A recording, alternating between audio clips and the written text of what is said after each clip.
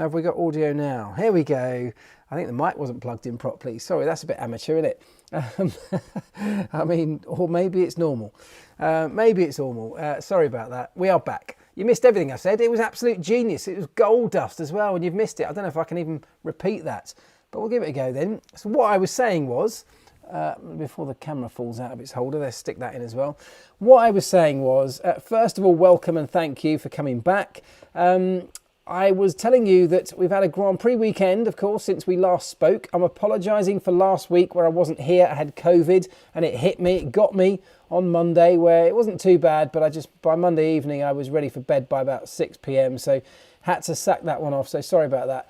However, we've just had the Australian Grand Prix, and I was commentating on the entire weekend for the BBC, which means in that scenario that I am fully immersed in every single minute, every moment from that entire weekend. And that doesn't always happen. Even for someone like me, I can't always watch every single bit of action. I can't fully engross myself in the weekend, like many of us, because family life gets in the way, other things that we have to do get in the way.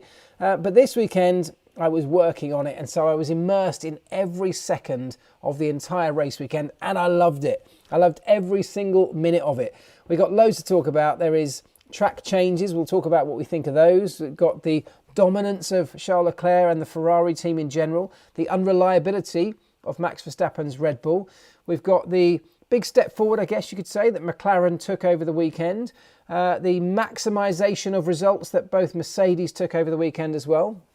Amazing strategy from Alex Albon and Williams, pitting their one and only pit stop on the penultimate lap to secure a point for the team. So that was great stuff. So disastrous weekend for everybody at Aston Martin, one they will want to forget.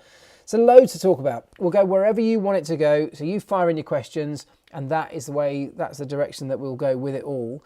So sorry about the little hiccup at the start, but hello to everybody. Thank you very much for joining all across the world. Special shout out to Lewis Bloom, who has kindly told us that he's watching from the bath. So there's an image. If I've got that image in my head, you lot are all have it in yours as well. Lewis, thank you for joining though, appreciate it. Right, don't drop the camera in the bath, will you, mate? Just be careful. The phone. Right, right, where should we start then? Shall we start with McLaren? Let's start with McLaren. Lots of comments around McLaren here. Lots of McLaren fans I know that follow me and therefore are highly likely to be on this stream as well. Let's talk about McLaren. Let's go from there. McLaren had a much better weekend than normal. Now, lots of that I'm sure was track specific. Lots of that was the circuit coming towards them. Fewer slow corners around Albert Park. Particularly with the changes that were made, of course, to the circuit for this time around. And I think that maybe favoured them a little bit. So some of it will be circuit specific, and as they go to different tracks around the world, maybe that will swing back and forwards, who knows. But I think the biggest thing that was most positive for McLaren was not only that they brought both cars home in decent point scoring finishes, but the big positive for me was how close Daniel Ricciardo was to Lando Norris all weekend generally. He feels like he's taken a step forward. He feels like he's unlocked something in terms of his own driving or his own setup in his car to suit his own driving style. And it was very clear that he was a lot more comfortable in that car this weekend. So if that can continue to other racetracks, that bodes really well for the whole McLaren team. So yeah, that was a positive weekend, you have to say. And they will have learnt a huge amount. Even if it was circuit specific, they will have learned, and this is what happens with a Formula One team, of course, you might stumble across the increased performance just because of track specifics at a new circuit like that. Maybe a new surface to that racetrack as it was, relayed with tarmac. But even when you stumble across those little wins like that, you start to learn more. You unlock something that you might not have otherwise found. So the fact that they suddenly found performance on that circuit, on that surface, in those conditions, will start to point towards little indicators from where their performance might come from. And even then when they go to another racetrack, they might be able to dial into some of those characteristics to unlock the performance of their car. So even if it was circuit specific and it was all about the Albert Park track, where they got their performance from, it might just give them some clues about where the performance lies in their car. So I'd say a decent and positive weekend for McLaren all round. Right. Should we talk about the circuit then? Is the new circuit much like Barcelona, being that the McLarens were on it again, says Kev Duckworth. I don't know if it was Barcelona-esque. I suppose there are some elements to it. Barcelona had a very, very fast sector now, didn't it, round the back where they'd taken out the chicane. That run down to turns 9 and 10 was incredibly quick. Even once they disabled the fourth DRS zone, it was very, very fast. With a couple of other sectors that are clearly the opposite of that. Not so fast, a couple of very tight corners in the final sector. So there are some similarities to Barcelona, but I wouldn't call it a Barcelona-esque circuit. What do we think of the track though? I thought the track changes have worked. They have made some difference. Not night and day difference. I didn't think it's suddenly one of the circuits that's going to give us the most entertainment over the course of a year. But if you think back to previous Australian Grand Prix where actually the races have been really quite dull, if we're frank about it. And the excitement and entertainment has often come from the fact that Australia has been the first race. So there's been so much anticipation and expectation, and everyone's just desperate to see Formula One cars again back in a competitive environment, that we've often perhaps overlooked the fact that the race has been dull.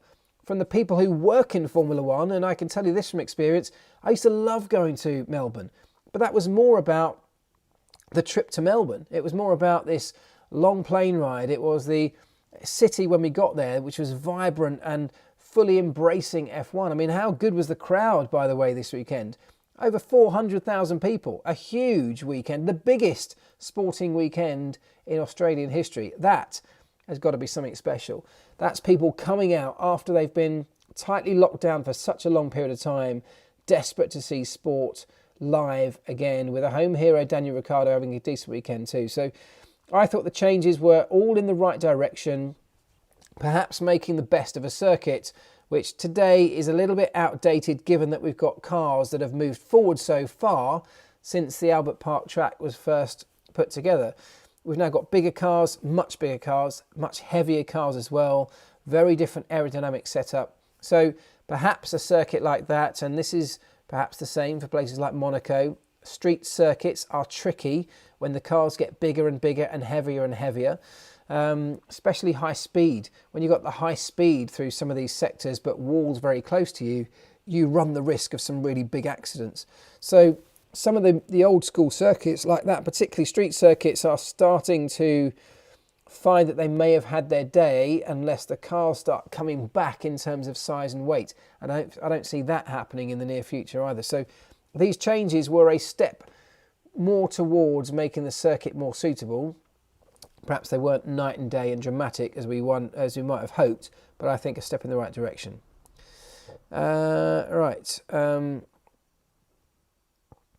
Let's see. John Norris says, can the Strolls continue in F1 if they can't really compete? Well, let's talk about the Strolls. Let's talk about Aston Martin. Aston Martin had one of the worst F1 weekends that I can remember. I mean, I've been part of some awful weekends. I can remember some from personal experience, but I don't think I can remember one that bad. Both drivers continually crashing the car all weekend, plus an engine failure in the very first outing in FP1 for Sebastian on his first weekend of the season, given that he missed the first 2 rounds with COVID. So, I mean, they needed a smooth weekend, particularly Sebastian needed a smooth weekend, and they got anything but. They were disastrous. And on top of all the bad fortune and mistakes from both of their drivers, they were just slow. So nothing particularly went well for them this weekend, and it will be one to forget. Of course, they'll learn from it. There's lots they can learn from it, but I think, as that question said there, can the Strolls, or will the Strolls, still maintain motivation if this continues to happen? Now, very, very early days, and that was an extremely bad weekend, so we can't judge their overall performance on the Australian Grand Prix, but Lawrence Stroll has designs on being a winner in Formula One. He's putting a huge amount of money and time and effort and resource into this. A brand new factory being built at the moment at Silverstone. Massive resource being plumbed into this team. He needs to get results out of that. Now, it's too early to say that they're not going to get those. This is a long way off needing those results to actually happen. But you have to question, and I questioned this in commentary over the weekend openly, is their driver lineup the lineup of a team that has ambitions to mix it up in the top 10? Sebastian Vettel, 4-time world champion, huge amount of experience, and that experience is really valuable when a team is building and growing, like Aston Martin are. So he brings something to the team, but he's also costing the team in terms of mistakes. And I'm not just talking about this weekend. This weekend was pretty bad. But look, if you look over the past few years, he's cost Aston Martin, and before that Ferrari, a number of significant results because of driver mistakes, driver errors. And we saw it again in Australia. And on the other side of the garage, Lance Stroll, I actually believe Lance Stroll has a talent that's worthy of Formula One. I think he often can bring decent results, and he has brought decent results in the past. I don't think he's only there because his dad's got plenty of cash. But is he a top 10? Is he a championship contending driver? I'm not sure. I don't think so. And if this team has designs on being the very best in the sport, and I'm pretty sure that's what Lawrence Stroll one day hopes to be, I can't see it being with these two drivers. Right. Was Seb's scooter fine petty? Well, yes, it was petty, but rules is rules. It's one of those things, isn't it? And we can use this as a segue into the whole jewellery debate. There are certain rules. I mean, there are lots of rules in the regulations, both technical, of course, and sporting. And you may or may not agree with those rules, and the drivers may or may not agree with those rules. But I guess they're all there for a reason, aren't they? They're all there for some kind of reason. They weren't just randomly plucked out of thin air and put in. Some of those rules you could say might be outdated, and that's a fair point. We had the idea of doing donuts a couple of years ago, being outlawed because it was a regulation that had been in there for years. We've now amended that regulation to say that the winner of a Grand Prix is allowed to perform some sort of celebratory move, i.e. a donut, after winning the Grand Prix, should they wish to. But that had to be written in for that to be allowed. Sebastian getting a lift back or borrowing somebody's scooter and riding around the racetrack, it breaches a regulation. Unless we want to go and change that regulation, which brings its own complications because it's there for a reason, it becomes silly. What's the problem, I guess? What the difficulty is that the stewards don't have any room in their rule book to allow common sense to step in. And that's probably what should have happened. Anyone who listened to my Pit Lane Life Lessons podcast last week, well, you know exactly what I'm talking about. The idea of data and rules and the numbers and all of that technology that we have at our disposal is all very well for policing things like this, but it has to be kind of combined with that element of common sense that we've all seemed to have lost. The human experience and human intuition has to be in that mix as well when making a big decision like that. And I guess that's exactly what we're talking about here. A bit of common sense could have probably said, we probably don't need to penalise him, just a little warning would have sufficed. And in fact, if there was going to be any penalty, it should have probably been for him not having his crash helmet on properly, because that really was a safety issue. So yes, I think it was petty. It's by the letter of the law, the stewards had no choice, but perhaps we should allow an element of common sense to creep into stewards' decisions. Right. Shall we get on to the big ones then? Because there's people talking about Max Verstappen. So shall we talk about, first of all, Red Bull, and then we'll get on to Ferrari. Excuse me 1 second. Cheers. Let's talk about Red Bull first of all. So Red Bull, what a disaster in the end for them. But let's wind it back to the whole weekend as a whole, because Max Verstappen and Sergio Perez, and by the way, I thought Sergio Perez all weekend looked more comfortable in that Red Bull than Max Verstappen did. The lap times are very similar, but Max Verstappen was dragging a lap time out of that Red Bull. He was on the ragged edge, often over the ragged edge at times, all the way through the practice sessions. In qualifying, it was the same thing. Yes, he dragged out a slightly quicker time than his teammate, but it was ragged. It was on the limit, and as I say, often just about over that limit too. Whereas Sergio was able to deliver a very similar lap time, but keeping the car very much under control. He seemed more comfortable in that car. He was on it, I have to say, all weekend, Sergio Perez. So a really decent and strong weekend from his perspective inside that car. Interestingly, the two cars, the Red Bull and the Ferrari, over the course of the weekend were trading fastest laps for the most part. Max Verstappen was able to drag a very, very fast time out of that car. Charles Leclerc, at times quicker, more often than not, just about quicker, but very similar in the most part. Their lap time, outright pace over one lap, was not too dissimilar. I know qualifying tells a different story, but Max definitely made a mistake and had more lap time in the car when it came to that final run in qualifying. Didn't manage to extract it all, but perhaps that's a sign of where he is with that car. But either way, two cars delivering very similar lap times, but delivering them in very different ways. Max Verstappen with a low downforce, high speed setup.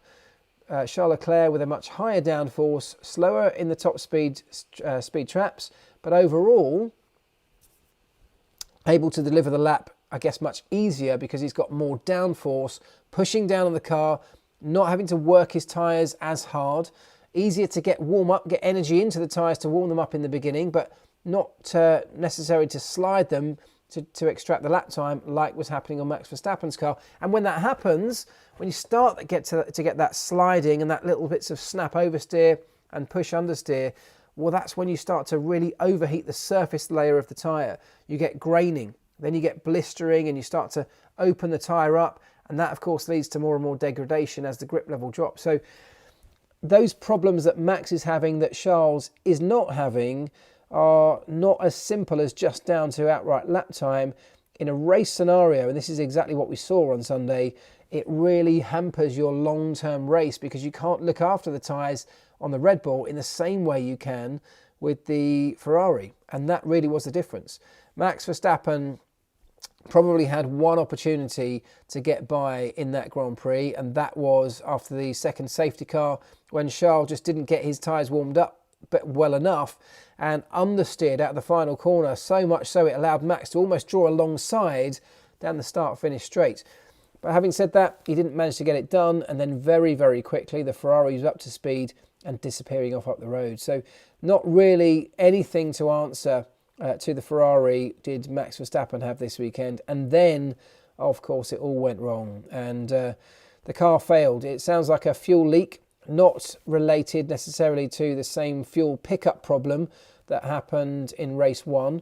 That pickup problem was inside the fuel tank, inside the fuel cell, which is inside the back of the chassis, sat right behind where the driver sits, fully contained in a safety cell with all the pumps and pickup pipes all located inside that safety cell. And it was one of those pumps that failed to pick up the last few litres of fuel that were inside the tank, and that's when they stopped in Bahrain. This time around, though, it was an external fuel leak. It was a leak of fuel outside of that fuel cell. Now, there's only one way that fuel travels from the fuel cell to the engine and into the power unit, is from one external pipework, one piece of connection pipe that runs from the back of the chassis and into the power unit. And it looks like, from what I could see, where we saw the flames licking out the back of the power unit there, that's probably what it was. Either a loose pipe or a split pipe, something like that. But yeah, nobody wants to see a fuel leak, and least of all, of course, Max Verstappen when he's on for second place. And it's cost him dearly, hasn't it? Because a second place would have at least kept him much more in the hunt. A DNF means the gap that Charles Leclerc opens out in front is bigger this time around, bigger today than any gap that was ever between Max or Lewis at any point last year. An enormous gap, an enormous mountain to climb for Max Verstappen. And if you've listened to my Pit Lane podcast today's brand new episode, it talks about exactly that, the importance of reliability in this championship and, of course, for us in our wider lives. So go and check that out. Anywhere you get your podcast from, just search Pit Lane Life Lessons. Thank you. You can also watch it on YouTube here, so if you haven't seen it already, it's there. Anyway, so that's Max Verstappen, a really frustrating weekend and a car that's quick but fragile, and they have to get on top of that very quickly. These are the kind of problems that we used to get in Formula One back in the day when we were pushing so hard for performance that reliability or unreliability became a feature, because we were so close to the absolute cutting edge of maximum performance. We accepted that because we were pushing so hard, and everybody was, that potentially reliability was going to be one of the penalties that we might have to suffer on occasion in exchange for pushing as hard as we were. And I'm talking about bringing brand new upgrades, new engine upgrades every single race, new materials, new rev limits, pushing the limit every single time. And as a result of that, you had to accept failures on the odd occasion. We haven't got the same scenario this time around. However, at Red Bull, they're hunting down a Ferrari that seems quick in all conditions, that seems easier on its tyres, that has a little bit more pace, certainly on race day, even in qualifying on some occasions, and also has now a substantial lead in the championship. They are sort of forced to keep pushing much harder perhaps than anybody else, because they are the chasers. They're the ones hunting down Charles Leclerc and his Ferrari. And to do that, you have to keep pushing hard. So they've got to find a balance between pushing the performance as hard as they are and maintaining the reliability that they need to get to the end of the Grand Prix. A fine balance, though it is. Right. Jamie Zach says, Ferrari have been developing this car for 2 years. Well, look, Ferrari have done a stunning job. You've got to say, Ferrari have done a stunning job this year. It's been a few years, really, since we've been able to say that. And I don't just mean in terms of them producing a quick car. They have had a couple of quick cars in relatively recent times.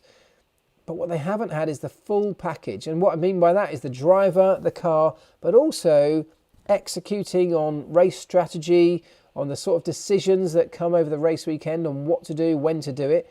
At the moment, they're getting those things right. They are making the right decisions. And yes, it's easier to do when you've got a quick car. You have more strategic options available to you. You're not forced into a corner like you are if you're suffering with various problems. So everything becomes a little bit easier when you've got a very quick car, granted. But they're doing a good job so far, and you've got to give them credit for that. What a weekend by Alonso. Yes, says Tamas Santo. Alonso and the Alpine team in general had a really strong weekend in terms of the pace they've got in that car. Again, it may be to some extent circuit specific, but what they didn't manage to do was capitalise on it like McLaren managed to do. Alonso, on his qualifying lap when he had the hydraulic failure on his car, was going so quickly he might have even found himself on the front row. Definitely in the front 2 rows. But he might have made the front row under genuine pace with that car.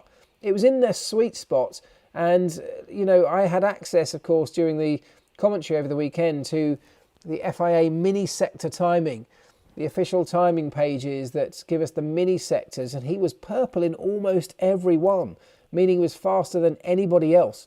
He was setting a blistering pace all the way around that lap until he suffered a hydraulic failure and ended up in the wall. So a real shame and disappointment for them when it's those weekends when that won't come around all the time. That opportunity won't come around all the time, and unfortunately they weren't able to capitalise on it, which is a real shame. But yeah, genuine signs of pace and genuine promise for the team in blue this weekend. All right. We've done the Stroll, we've done Alonso, we've done Red Bull. Albon, yes, touched on it earlier on, but Alex Albon, a great drive from him, but I guess also a great strategy from the team. They had to roll the dice and they had nothing to lose, but what they found was a hard tyre that just kept on going, and everybody will have sat up and taken notice of how long that hard tyre lasted for, how long it hung on for, not just in terms of staying together structurally, but still delivering pace. There was just almost no degradation on the hard tyre this weekend, which is something that, of course, these tyres are all new for this year, so everyone's learning about them at every Grand Prix. Everybody will be sitting up and taking notice of just how much longevity there was in that hard tyre, because that will become an option at a number of future races. All right, it was a smooth surface because the racetrack had just been relaid. Others may be more abrasive, some more old school tracks, and it won't quite be the same. But they now have a picture of information of in those conditions on that particular racetrack or racetracks like that, that hard tyre just seems to go on and on and on. And that means you have another strategic option if you want to use it in a Grand Prix. Sandy Barnes says, your thoughts on McLaren? I've done thoughts on McLaren. I thought they had an excellent weekend, as I said. One slight disappointment for McLaren was that they were quicker than Mercedes but found themselves behind them at the end. But as I said earlier on, it was the biggest positive was that Daniel Ricciardo so close to Lando Norris. Right, hang on, I'm just reading these questions. A couple of long ones here. It's going to take me a moment. Hold on.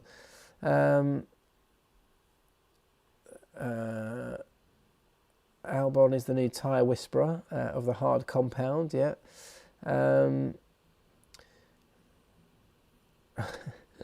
Is Mick Schumacher being shown up to be not that good? K-Mac has much quicker one lap pace, but maybe that Haas wasn't so bad last year.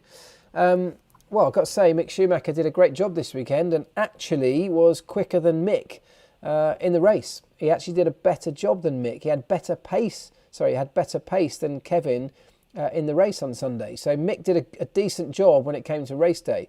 Mick is a young driver. His only experience of Formula One so far is in an awful car from last year. He'll be learning a huge amount more in the first few races of this year than he did perhaps for a lot of last year, given that there was very little effort being put into that car from Haas. No development.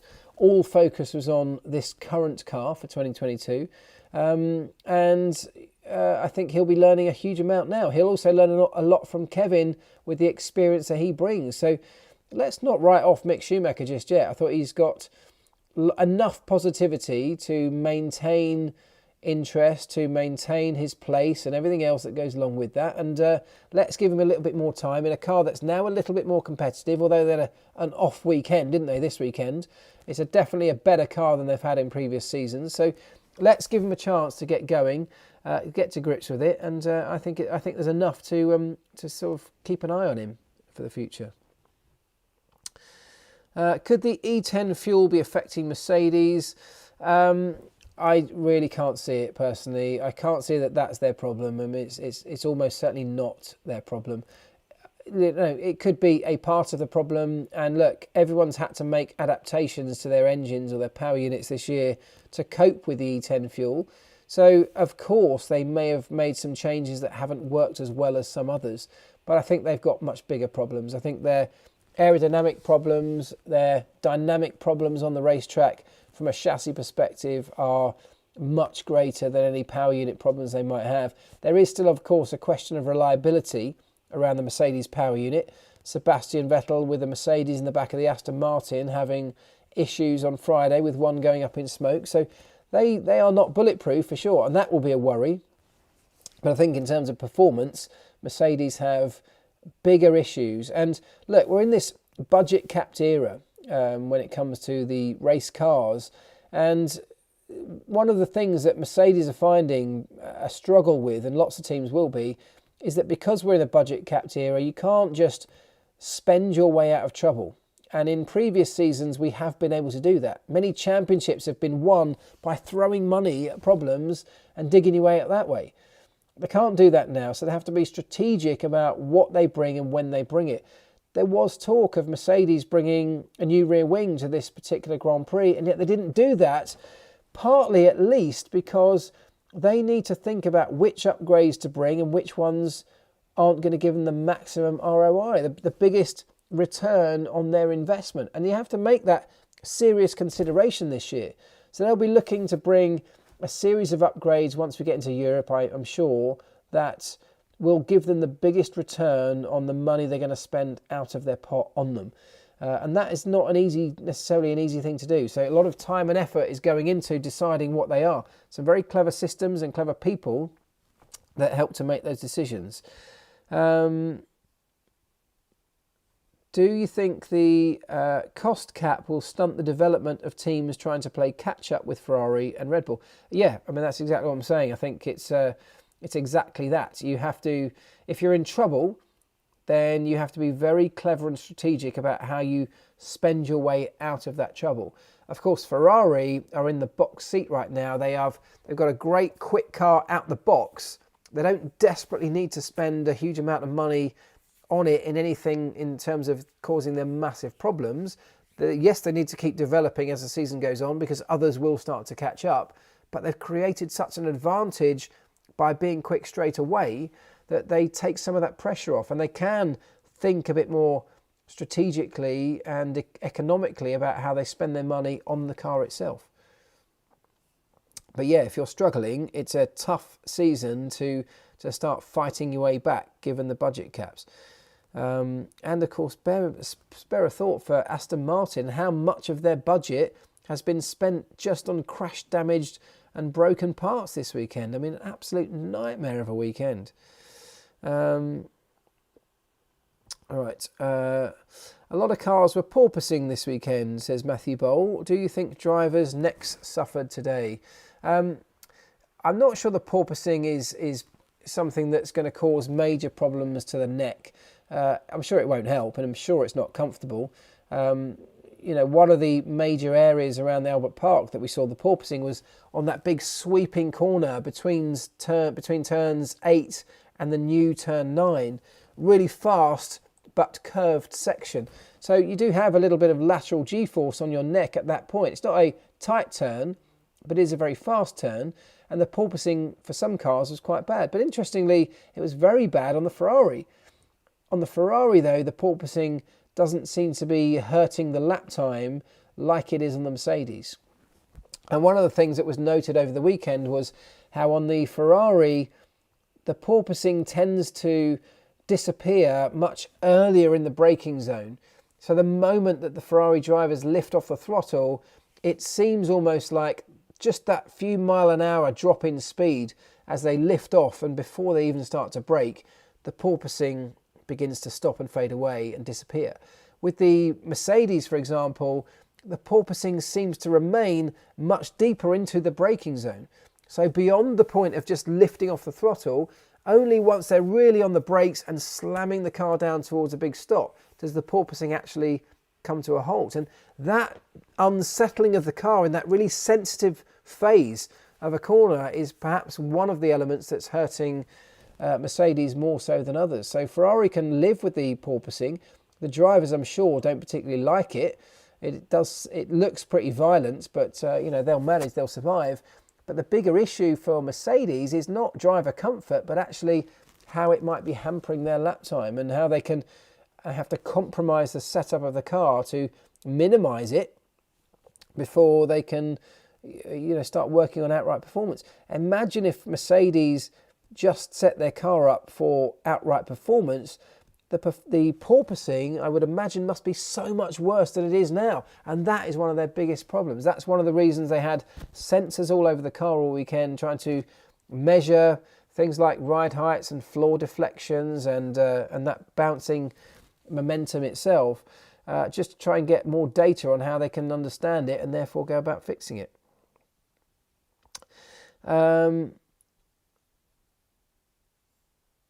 Hang on, maybe where's the Carlos Sainz question I just saw? Sorry.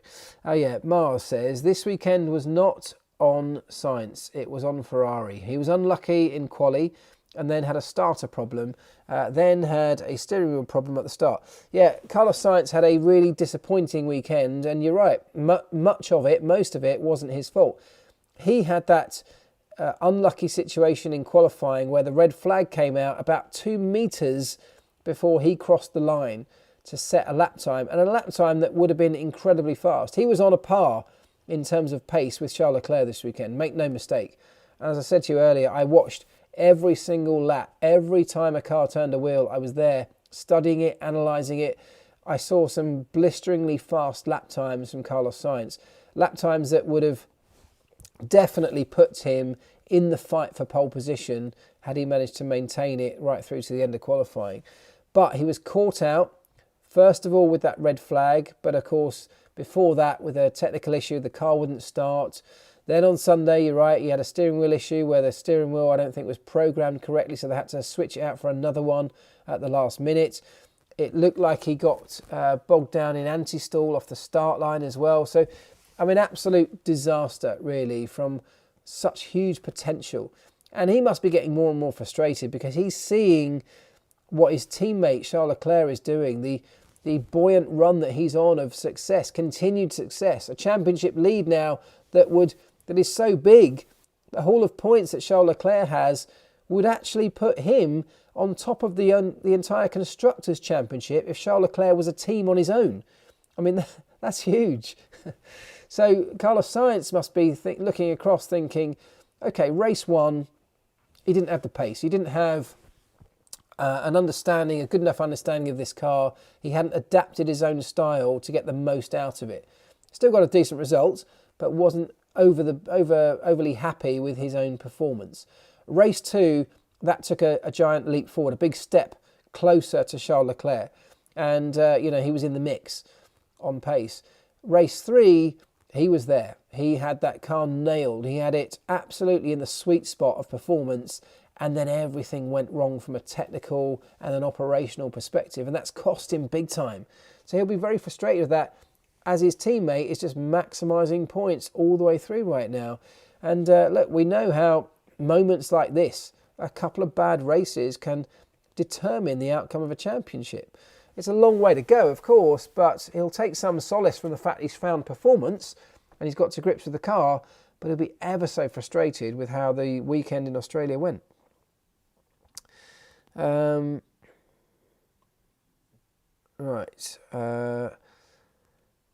long before Sainz becomes number 2 driver? Ferrari does this every year. I don't think we can even begin to think about that. I honestly don't think... This is not the Ferrari of old, where one driver has a line in their contract, like Schumacher, to sort of say that he has to be the number 1 driver. Those things I don't think happen anymore. Certainly I don't believe is happening between these two. And look, we're at race 3. Yes, Charles has a big lead over Carlos, but we're a long way from starting to favour one driver over the other. Carlos could easily have a couple of good results. Charles Leclerc might easily get a DNF, and things could swing around very quickly. So I think you need to be into the last third of the season, really, in the most part, before you start thinking in any way about that sort of stuff. Red Bull has hired some top engineers from Mercedes. Could that loss of leadership have an effect on the Mercedes performance? I think there's going to be lots of questions around, particularly when it comes to the power unit, that there have been some changes at the top of the structure at Brixworth from Mercedes' perspective. And yes, of course, some of those will have an impact. Those people were there for a reason because they were very good. So I don't think you can say, no, it won't have an impact. It absolutely well could. But I'm not sure that we can attribute all of their performance loss to certain personnel moving on. As I said, I think most of Mercedes' troubles are around aerodynamics and chassis issues.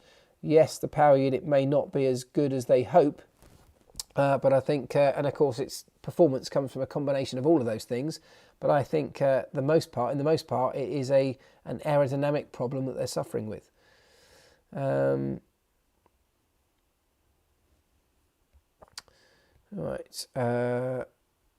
Was Lance's penalty for weaving harsh? I don't think so. No, I thought it was a dangerous move, quite frankly. I think it was. So I think it was fair. Yeah. In fact, quite honestly, he did well not to get another one a little bit further around the same lap with what I thought he may have pushed Valtteri Bottas off the circuit. So no, I don't think it was too harsh. Who's your favourite driver and track, says Eduardo Castro. Goodness, that's a tough one. I don't really have a favourite driver as such. I have respect for them all, and I'm loving watching what Charles Leclerc is able to do. Do you know what I'm really interested in watching this year is seeing how Lewis Hamilton responds to, a new challenge. And this is a new challenge for quite a few years, certainly in the Mercedes.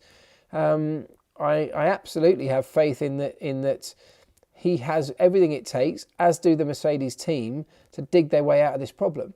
And I think we'll see them fighting back at the front at some point this season. It may not be quick enough to help in a championship fight, but I'm really interested to see how Lewis responds from a more from a sort of psychological perspective, from a fight perspective. And if we think about Lewis Hamilton in the even bigger context of his career, if they don't manage to dig themselves out of this, and as I said, I firmly believe they will, but if they didn't, how motivated is he going to be to continue beyond this year? Who knows? I don't know the answer to this. It's a question, an open question. Give me your thoughts on it. But I'm pretty sure that he had two reasons for staying on at Mercedes beyond the end of his previous contract. One, I think, was he had a massive amount of intrigue, as all the drivers did, around these new cars, the new version of Formula One that was on the horizon. He's now seen that. I think he likes it, by the way. I think he likes the idea of what's happened in Formula One this year. But I think he would have been desperate to know what that was going to be like, to experience it. And the other, I'm sure, is to try and clinch that title number 8. And look, it doesn't look like that's happening this year, does it? I know we're only at round 3, but they are some way off the pace and a long way behind in terms of points now. So it's not out of the question, of course, but I think that's a tall order. So if they didn't manage to rescue performance, and let's say, just hypothetically, they got to the end of this year still some way off the pace in terms of power unit and potentially with other struggles that they're having, does he see light at the end of horizon enough to want to come back next year and potentially struggle around the midfield again? These are all hypothetical, but I wonder what happens. And I'm just intrigued to see how this goes, because this is a man who has nothing to prove in this sport. We know he's a determined character. We know that he wants to win and he loves a good scrap and a good fight. And he's getting that at the moment. But he hasn't got the armoury to really fight back with the people that he wants to be fighting against. So, I hope that changes, and I hope we see Lewis join the fight at the front. How good would that be? Lewis, Charles Leclerc and Max, plus the other guys, the other teammates as well. Which, by the way, I shouldn't have mentioned just those three, because all of those teammates in those three teams, I think, are on top form right now. There is no number 1 and number 2 in terms of performance, I would say, at Mercedes. George Russell seems like he's had a stonking start to his Mercedes career. I think at Red Bull, Sergio Perez, massively on form and on a par with Max this weekend. And I think Carlos Sainz, despite the way the result looks, also, as I said earlier, on par in terms of pace with Charles Leclerc. So 6 drivers. If we could get Mercedes up at the front with in the fight, maybe even McLaren, we could have a real good, entertaining battle for the second half of the season. Maybe it's a dream, but look, maybe it's not too far away. Right, he's got a few years left in him if he wants it. Yeah, he absolutely has. Lewis Hamilton has enough performance and enough drive left in him, I believe, to keep going for a few more years if he wants to. But that's the question. Does he want to? Will he want to? And will this season have a big bearing on whether or not he does want to keep going in the future? It's just a question that I'm intrigued to see the answer play out to. Do you think that Red Bull will continue to develop the cars in different directions? They mentioned the setup went different ways this weekend. It's not unusual for 2 drivers in the same team to end up on different setups over the weekend. That's relatively common.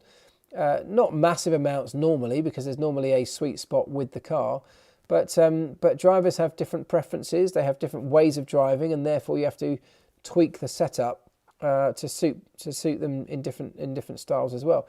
It's not necessarily that they're developing in different directions. It's just probably things like the setup parameters over a race weekend. So I don't think the cars were particularly different.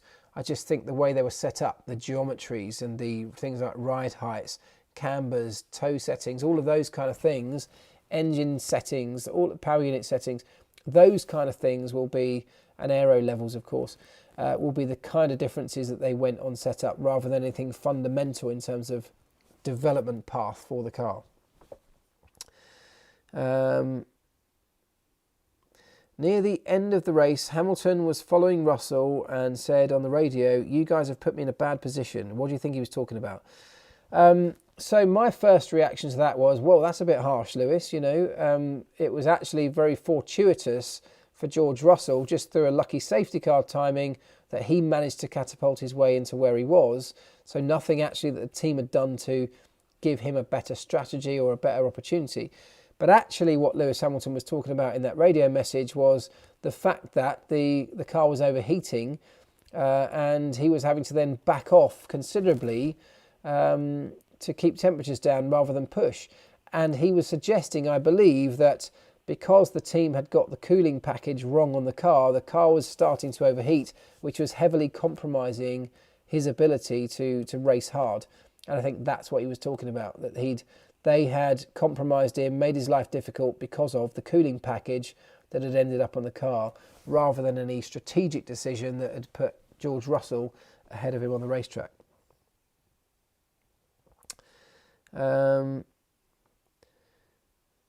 Do you see Mercedes similar to Ferrari 2020 struggles? Ferrari 2020, that was the one. No, I don't actually. 2020 for Ferrari was in the large part around their power unit, wasn't it? I don't see Mercedes having the same type of struggles. It was partly, I think, significantly for Ferrari that they had to let's say remove some systems from the car or change some systems on the car when some clarifications around legality were pointed out to them. Let me put it like that. So I don't think that. I think similarities in terms of they're struggling with performance and their performance has disappeared between one season and the next. But I don't think those similarities are why the performance has disappeared. And I think Mercedes are in a better position to fight their way out. They seem to be much calmer, much more methodical at Mercedes. And they've got experience of digging themselves out of holes, albeit not this big. But I think they'll find their way out of it. I think they've got all the right people and resource and processes. They've got the right culture at that team to find their way out of this problem. And that's why I firmly believe they will.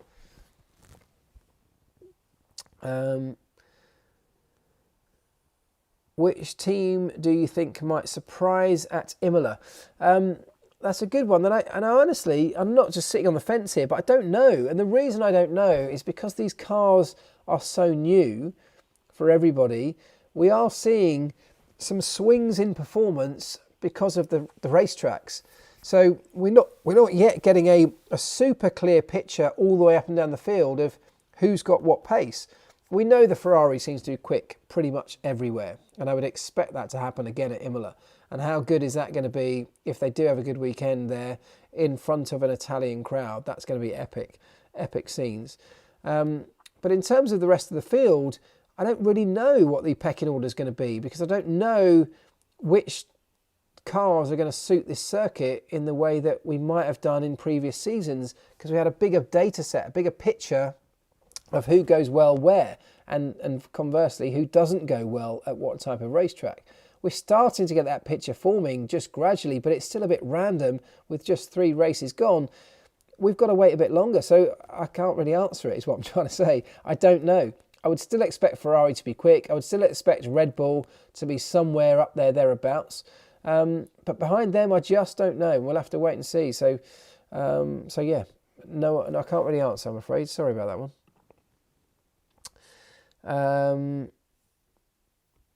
Did they announce a race to replace Russia?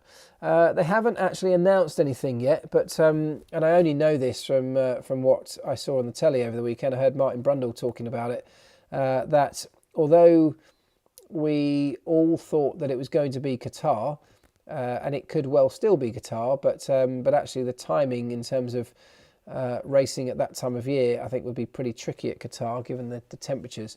It does sound more and more like it's going to be a double header at Singapore.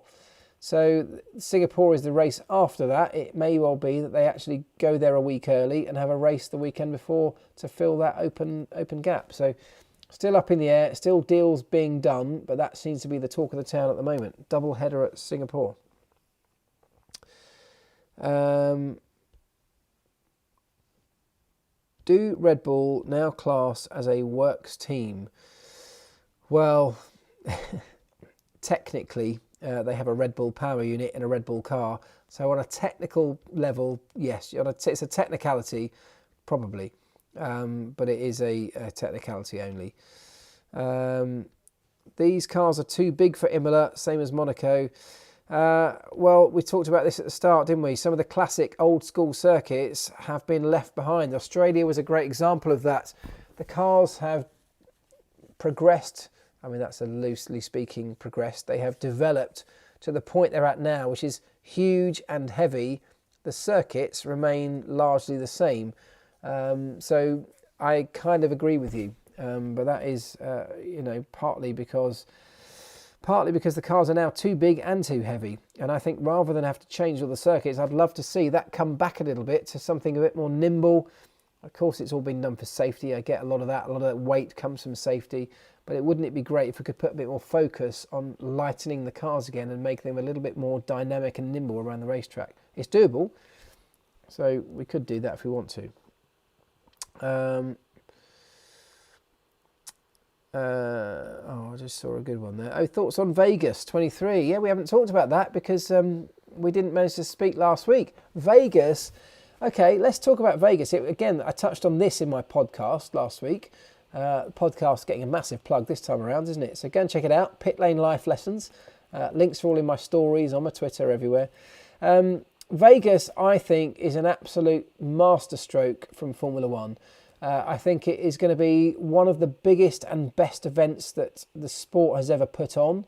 And I'm not exaggerating. I think that will be it. I think it will be an enormous, groundbreaking event that will reverberate around the world in terms of publicity for the sport, in terms of the way that it is shared on socials, how clips will go viral. I honestly think it will be that big. And I think it's something that the sport has been trying to do for many years. We know that, decades even, trying to go back there, trying to race along the strip, and they've got it. They have got the entertainment capital of the world, which is what Vegas claims itself to be. And they've now got one of the world's biggest sporting events coming there on the Thanksgiving weekend, the one weekend of the year when hotels up and down the strip in Vegas are not almost entirely at capacity, which they are for the rest of the season, rest of the year. So they've picked that weekend very deliberately, and they're racing on a Saturday night. So this is going to be a racetrack lit up at night down the strip in Vegas. Iconic scenes. The racetrack itself doesn't look too bad. I mean, it's a street circuit, of course, so we are limited in what they can do, but it doesn't look too bad. It has potential. And look, this is one of those events that's much more about the occasion than it is about the on-track racing. And you might look at that and go, well, that's rubbish because Formula One's all about on-track racing. And the purists will only want to watch the racing, and I get that. But Formula One is also a business. It's an entertainment business. It's also a business that has to grow.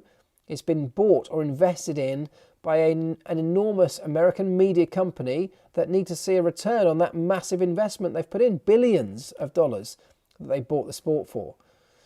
So one of the ways you grow that sport is by doing bigger and better things and breaching out into new territories, exploiting the relatively untapped market that is the United States, and doing it in the biggest and glitziest and glamorous way possible of staging a race in that location on a Saturday night. So look, I'm all for it. I think it's going to be epic.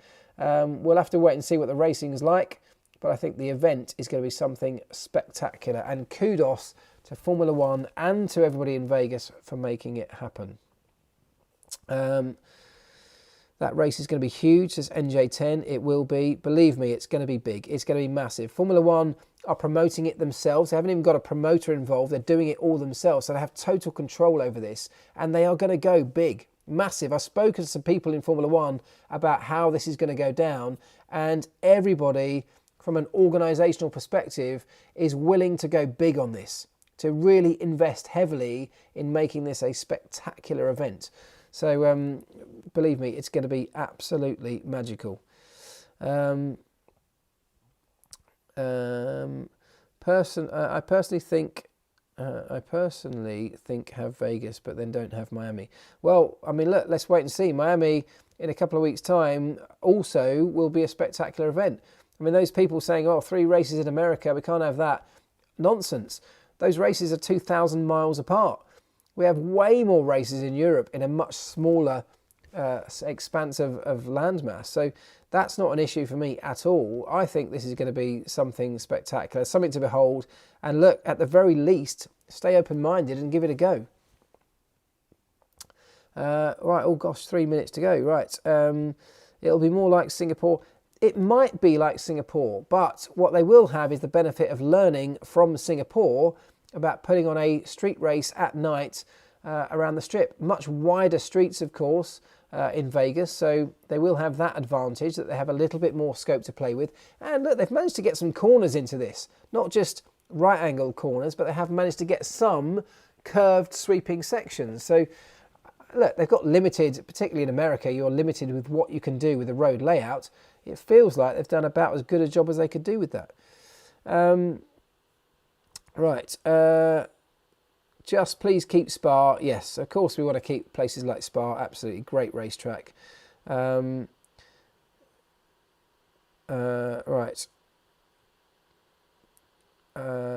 Sorry, right, I'm trying to pick one question because we've only got 2 minutes to go.